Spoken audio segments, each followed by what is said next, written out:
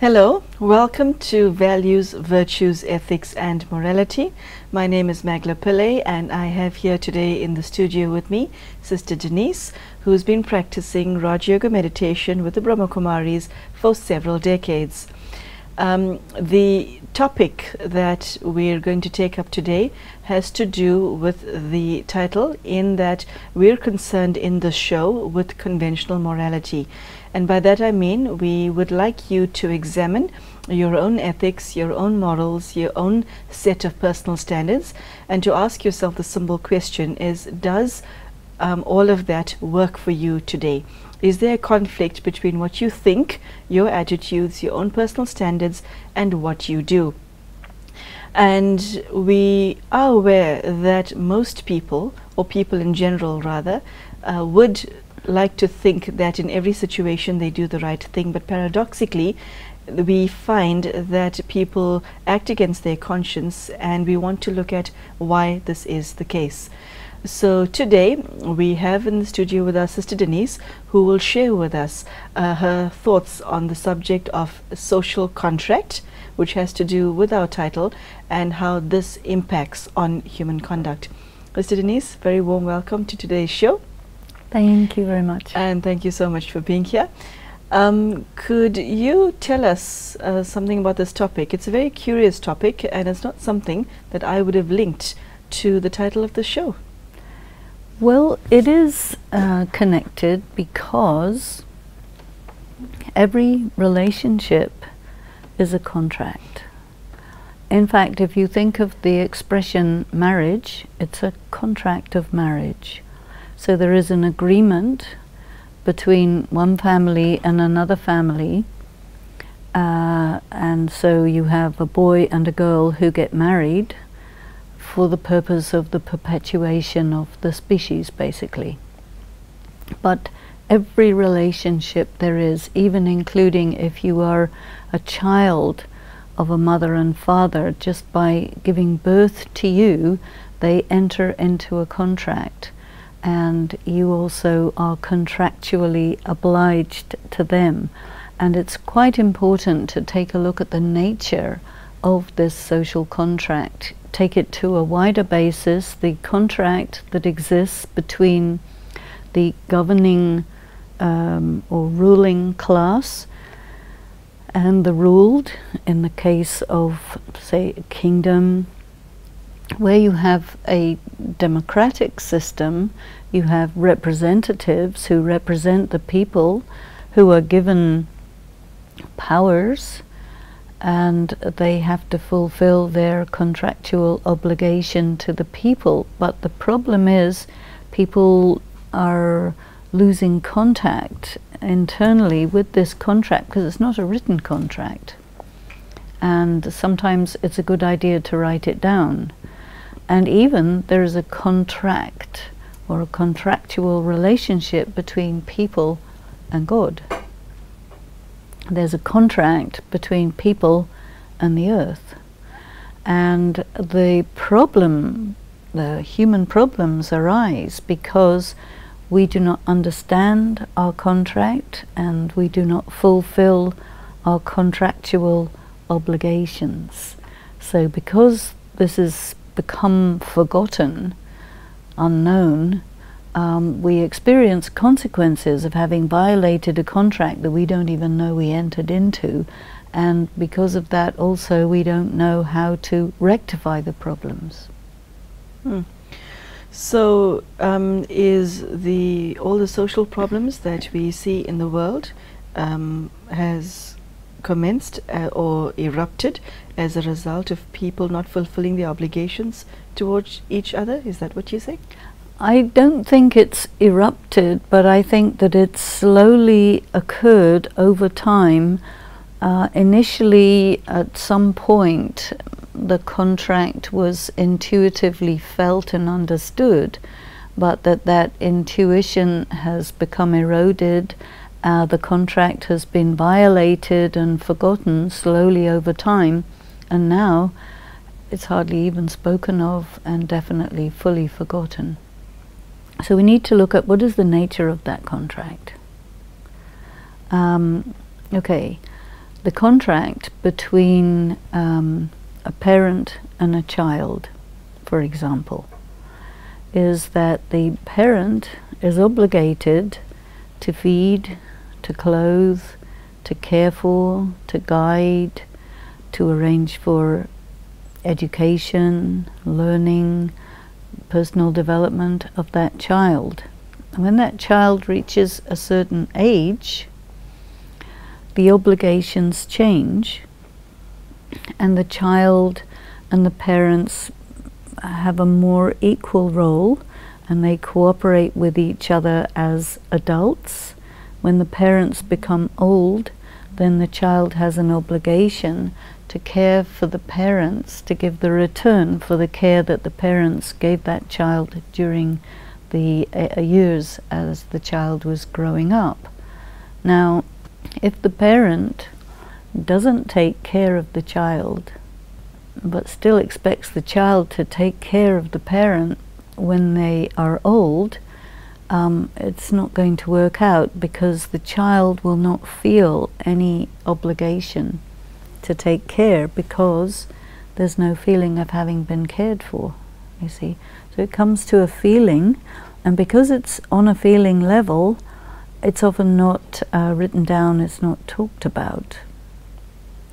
Now, the contract between the governing class in a country and the governed people is that the governing ones have an obligation to protect, to provide an infrastructure, to provide the food, the employment, all this. And the people have an obligation to enrich the country. So it needs to be a balanced contract. But as soon as there's an imbalance and one section of the population takes advantage of the other section, then the contract is, you know, null and void, and then it results in conflict, you see. So we have a lot of conflict in the world because of the voiding of the social contract due to the responsibilities not being fulfilled. And so I think it's very valuable to bring up this idea of a social contract so that people can see and ask themselves the question, what are my rights? What are my obligations? If one finds oneself in the position where you are extremely unhappy in a relationship, is it possible to renegotiate the contract, or do you say, I'm tired of this, let me up and leave? A good relationship is fraught with difficulties, and the circumstances of the relationship change from time to time. Every time something comes up, you need to renegotiate the relationship. So it's a continuous process of renegotiation. If you don't do that, you will have a bad relationship, mostly because you haven't negotiated it. So I think one of the important elements of education needs to be, how do you negotiate your relationships? Because people have no idea. No, I agree with you in that sense. So how then would you define success in such a contract, in such a situation?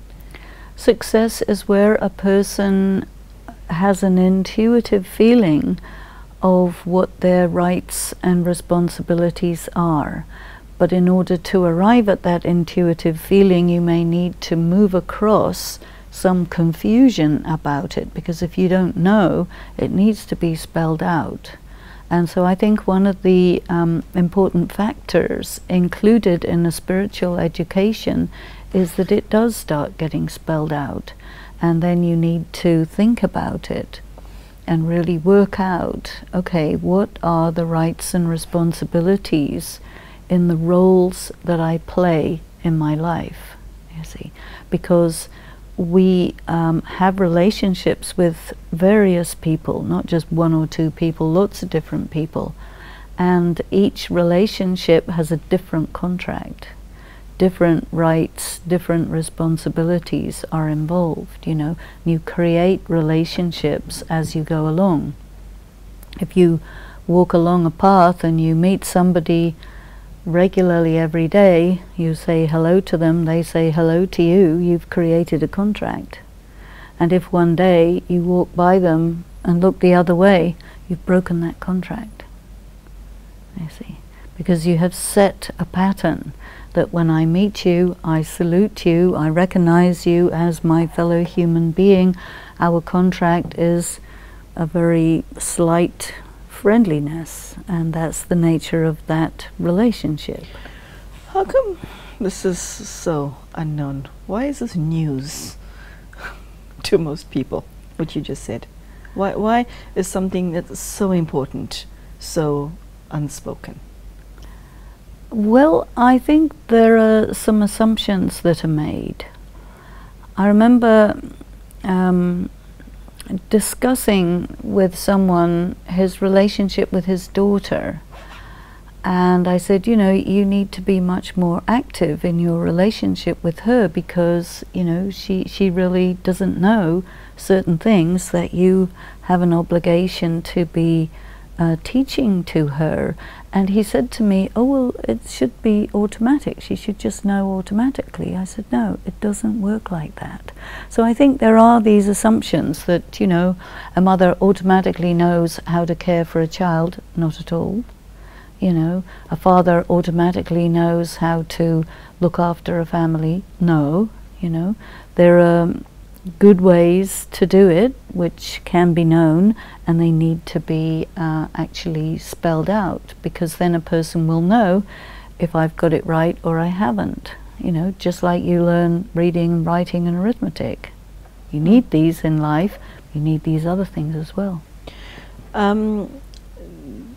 The scenarios that you just explained, where one has to continually renegotiate the contract, it seems that before you even speak, you need to know that you have a voice. Yes. Yes. And before you even get to knowing the fact that you have a voice, means that you have to have a shred of self-worth.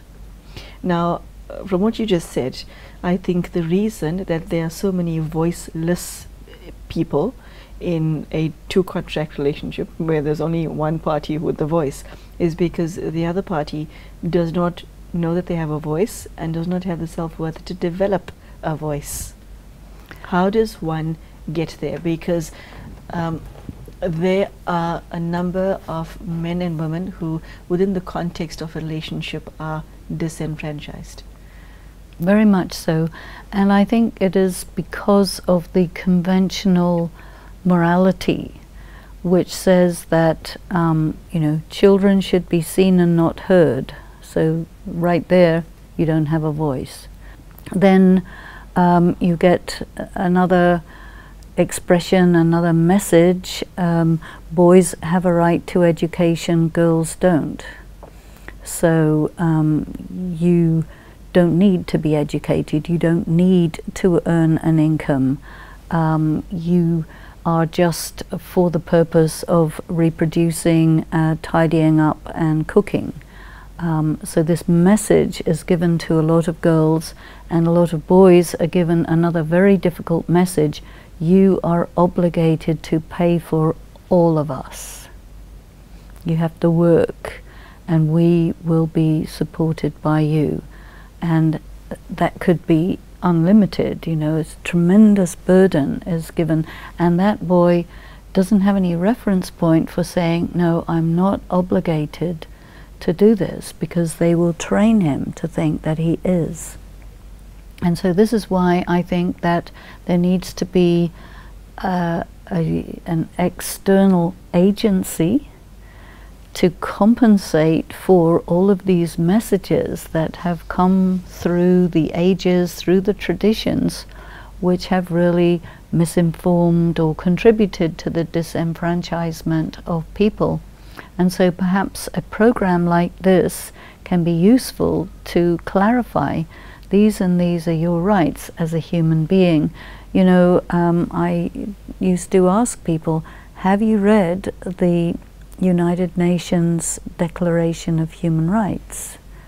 Do you know what your rights are as a human being? You know, this was written up by Eleanor Roosevelt during the 30s, 40s, and was a very important part of the establishment of the United Nations. Very few people have read that. It's a very good document because it states very clearly what your rights are. You know, you have a right to employment. You have a right to not be forced into marriage under the age of 18. You know, all of these have been clearly written out, and I think that this needs to be part of the school curriculum so that people understand what a human being is, what a human being's rights are, and then they have some equipment, as it were, intellectual equipment with which to negotiate their position in a society, even if that society is dysfunctional or unbalanced. If somebody is not happy with their contract, okay, you said that they've got to renegotiate it, the person that they're in contract with. But what if there are certain people who are forced into a contract? How do they get out of it? I think the first thing is to be able to articulate what you feel your rights are. And when a person is unhappy and uncomfortable, it's an indication that the relationship is unbalanced, karmically. Because karma, the laws of karma say that the give and take between people needs to be pretty much equal.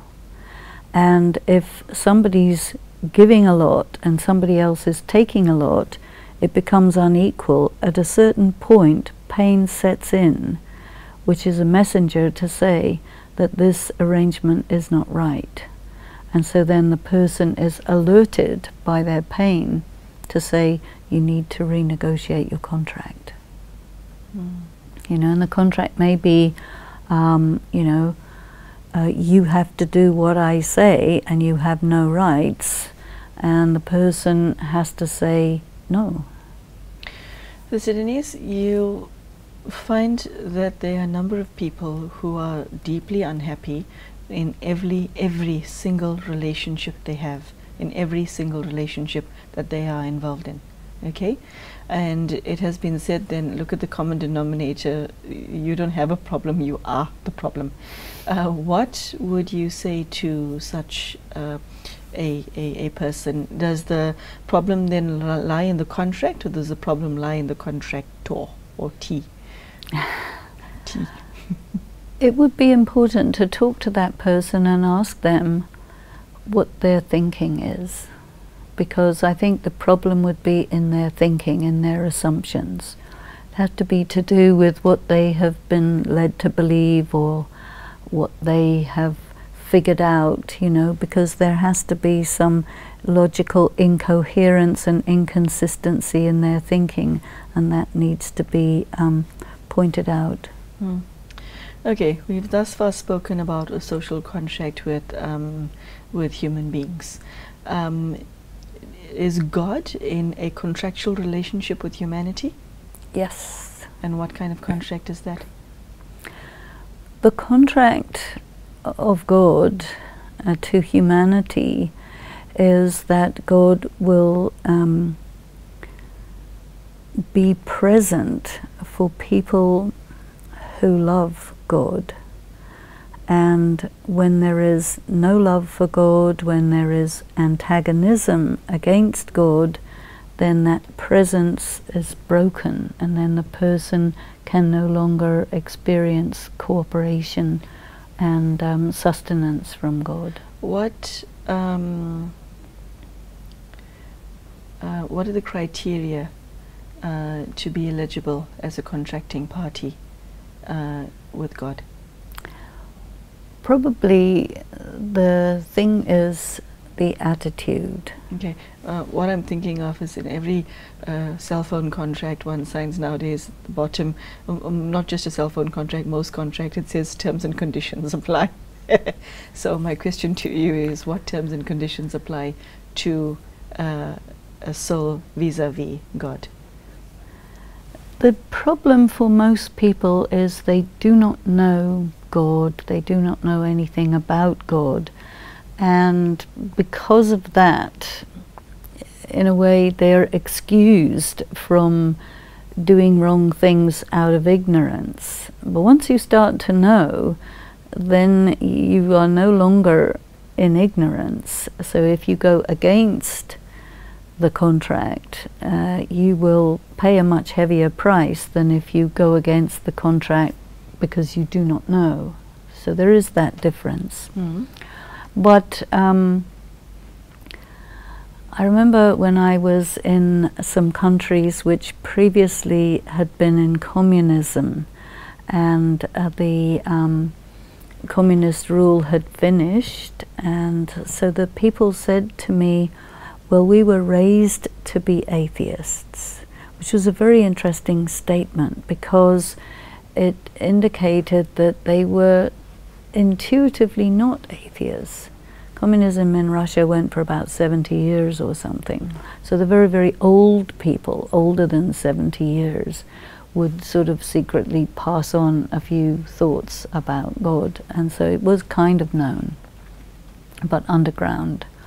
And when people came out of that system where any kind of spirituality or religion was forbidden, but they had the intuition, they had the instinct for it, and it became very easy to reconnect that relationship. So I think that the essential, original contract is when a soul has an encounter with God, which happens at some point in time for every single soul, which leaves an indelible mark on the soul that enables that soul to recognize that there is something going on.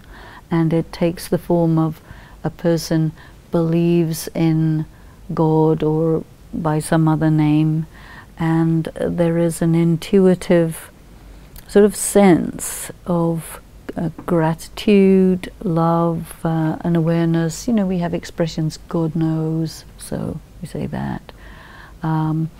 God rewards and punishes, people think like that.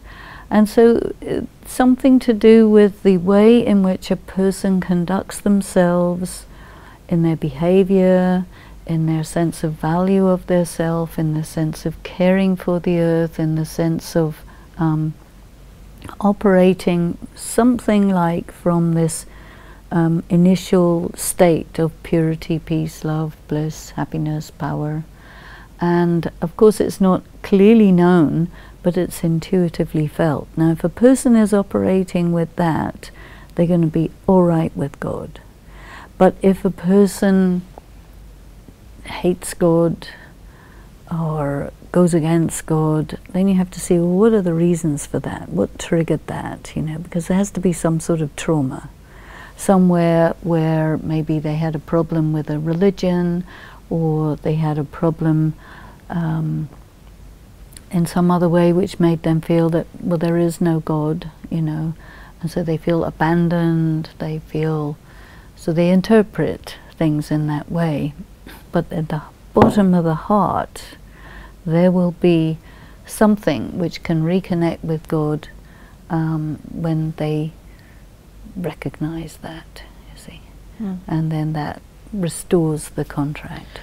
Okay, so above and beyond recognition, what does one do to, well, open the gates as it were, between the soul and God, because it's not just a question of recognition. It has to be more. You have to take it further, as they say in our world. We have to take it to the next level. So how does one take one's relationship to God to the next level? Giving importance to truth, giving importance to kindness, giving importance to generosity, to love, to care, because all of these are virtues of God, and every human being is endowed with those, and every time you express those divine virtues, you are doing something to fulfill your contract with God. Mm-hmm. And then the reciprocation from God is that you will receive something, because a contract is all about reciprocity. Mm. Mm. So if you break the contract, then you don't get what the contract is about getting. Mm. Okay. Yes, unfortunately, I think that's all for today. We wish we can take this conversation further, but I suppose on some day one of the topics will be just about God, nothing else but God. So Sister Denise has shared her thoughts on an extremely fascinating subject called social contract. I must say, Sister Denise, I didn't see it the way you just put it. It's a very refreshing stance or viewpoint on something that all of us take for granted. So there you have it.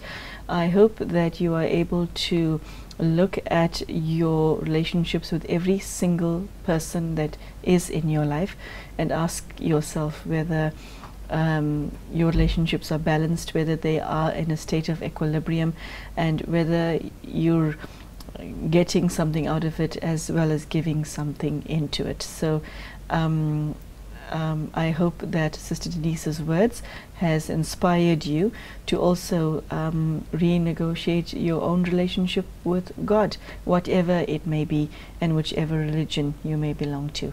So thank you so much for your time, and we do hope to see you again. Take care and goodbye.